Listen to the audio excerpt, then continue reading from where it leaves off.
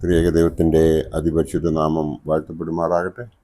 കർത്താവിൽ പ്രിയ വിശ്വാസികളുടെ സമൂഹമേ, കുഞ്ഞുങ്ങളെ, നിങ്ങൾക്കേവർക്കും വീണ്ടും വരുമെന്ന് അരുളിച്ചേർന്നവനായ കർത്താവായ യേശുക്രിസ്തുവിൻ്റെ നാമത്തിൽ പ്രഭാതവചനത്തിലേക്ക് സ്വാഗതം. ഇന്നത്തെ ദിവസത്തിൻ്റെ പ്രത്യേകത എന്ന് പറയുന്നത് വലിയ നോയമ്പിലെ 7-ാം ഞായറാഴ്ചയും ഓശാന ഞായറാഴ്ചയും ആണ്. ഊശാന എന്ന വാക്കിൻ്റെ അർത്ഥം ഞങ്ങളെ രക്ഷിക്കണമേ എന്നാണ്. ഓശാന എന്ന വാക്ക് പുതിയ നിയമത്തിൽ പൊതുവെ ഉപയോഗിച്ചിരിക്കുന്നത് സമാരാധ്യനായ രക്ഷകന് സ്തുതി കരയേറ്റുവാനാണ്. ഊശാന കർത്താവിൻ്റെ നാമത്തിൽ വരുന്നവൻ വാഴ്ത്തപ്പെട്ടവനാകുന്നു. കർത്താവിൻ്റെ നാമത്തിൽ വരുന്നതായി നമ്മുടെ പിതാവായ ദാവീദിൻ്റെ രാജ്യവും വാഴ്ത്തപ്പെട്ടതാകുന്നു. സ്വർഗത്തിൽ സമാധാനം, ഉന്നതങ്ങളിൽ സ്തുതി, അത്യുന്നതങ്ങളിൽ ഊശാന എന്ന് പറഞ്ഞുകൊണ്ട് നാമും അന്ന് കർത്താവിനെ എതിരേറ്റ് അവനെ വാഴ്ത്തി ജനത്തോട് ചേർന്ന് അവനെ സ്തുതിക്കാം. മഹത്വത്തിൻ്റെ രാജാവ്, ദാവീദ് പുത്രൻ, മശിഹ, നമ്മുടെ കർത്താവായ യേശുക്രിസ്തു ആകുന്നു എന്നതാണ് ഊശാനയുടെ സന്തോഷത്തിൻ്റെ ഉറവിടം.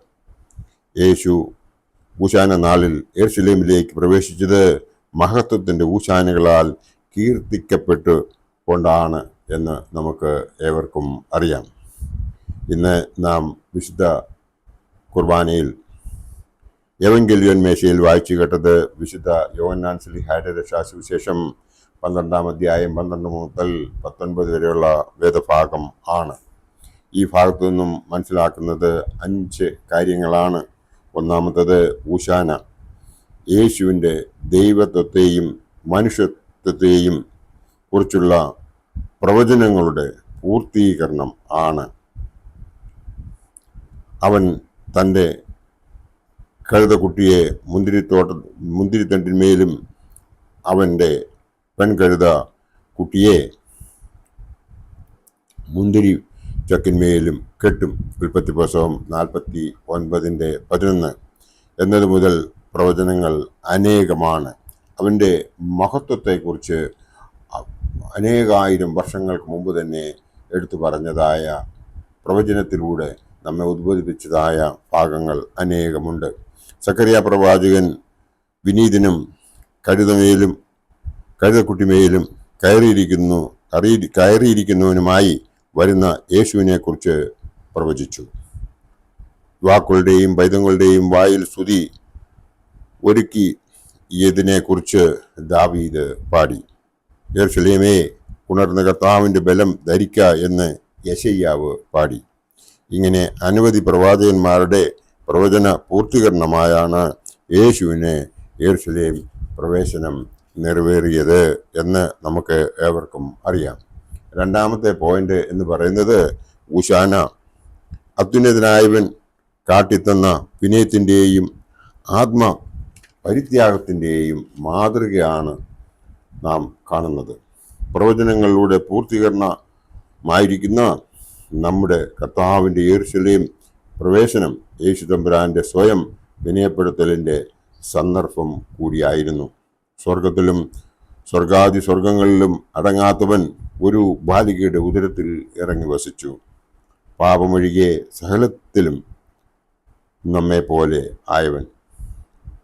മാർത്തയുടെയും മറിയയുടെയും നൊമ്പരങ്ങളിൽ അവരോടുകൂടെ കണ്ണുനീർ വാർത്തവൻ.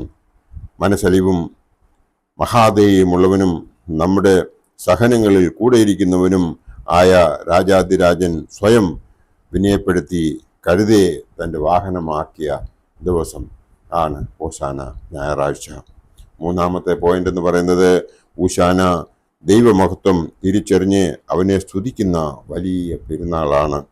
യഹോവയാം ദൈവത്തിൻ്റെ മഹത്വത്തെക്കുറിച്ച് വ്യക്തമായി പ്രതിപാദിക്കുന്ന ഭാഗങ്ങളാണ് ഈ ദിവസത്തെ പഴയ നിയമ വായനയിൽ ഉൾപ്പെടുത്തിയിരിക്കുന്നത്.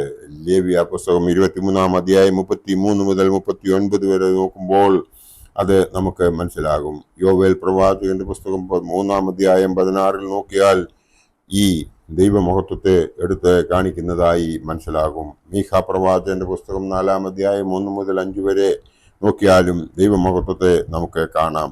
വിളിക്കപ്പെട്ട ജനം ആയിരുന്നു ഇസ്രായേൽ. ഒന്നാമത്തെ ഇസ്രായേൽ ആർക്കു വേണ്ടി കാത്തിരിക്കുന്നുവോ അവനെയാണ് ജനങ്ങൾ സ്തുതിക്കുന്നത്. ആയതുകൊണ്ട് തന്നെ ദൈവമഹത്വം തിരിച്ചറിഞ്ഞ് അവന് സ്തോത്രമെന്ന യാഗം സമർപ്പിക്കുന്ന പെരുന്നാൾ ആണ് ഊശാന പെരുന്നാൾ. നാലാമത്തെ പോയിന്റ് എന്ന് പറയുന്നത് ഊശാന സൃഷ്ടി മുഴുവൻ്റെയും സ്തുതിയുടെ സന്ദർഭവും സൃഷ്ടി മുഴുവനും വേണ്ടി കൃപയ്ക്കായുള്ള യാചനയും ആണ് എന്ന് നാം ഇവിടെ കാണുന്നു. സർവ സൃഷ്ടിക്കും ഒപ്പം ആദ്യജാതന്റെ ഊശാന പെരുന്നാളിൽ പ്രകൃതിയും പങ്കുചേരുന്നു. യേശുവിനെ വഹിച്ച കഴുതക്കുട്ടിയും സ്വന്ത ശാഖകളെ സമ്മാനിച്ച വൃക്ഷങ്ങളും കർത്താവിന് ഇലകൾ സമർപ്പിച്ച ദിക്കിലാകളും ഊശാന പെരുന്നാളിൽ പങ്കുചേരുകയാണ്. സൃഷ്ടിയുടെ ഉടയവനെ സ്തുതിക്കുവാൻ സൃഷ്ടി മുഴുവനും ഒത്തുചേരുന്നതിനെ ദൃഷ്ടാന്തീകരിക്കുന്ന സംഭവമാണ് ഇവിടെ കാണുന്നത്. ഊശാന പെരുന്നാളുകളിൽ കുരുത്തോല വാഴുവിൻ്റെ ശുശ്രൂഷ സമയത്ത് കുരുത്തോലകളെയും അവ വെട്ടപ്പെട്ട വൃക്ഷങ്ങളുടെയും സകല വൃക്ഷലതാദികളെയും അനുഗ്രഹിക്കുവാൻ കർത്താവിനോട് അപേക്ഷിക്കുന്ന ദിവസമാണ് ഓശാന ദിവസം. അഞ്ചാമത്തെ പോയിന്റ് എന്ന് പറയുന്നത് ഊശാനയുടെ അനുഷ്ഠാനങ്ങൾ നമ്മുടെ പ്രബോധനത്തിന് വേണ്ടി ഉള്ളതാണ് എന്നതാണ്. പരിശുദ്ധ സഭയുടെ ആരാധനയും ആചാരാനുഷ്ഠാനങ്ങളും കേവലമായ ആചാരത്തിന് വേണ്ടിയുള്ളതല്ല. ഊശാനയുടെ പ്രദർശനത്തിൽ പങ്കുചേരുമ്പോൾ കൃത്തോലകളും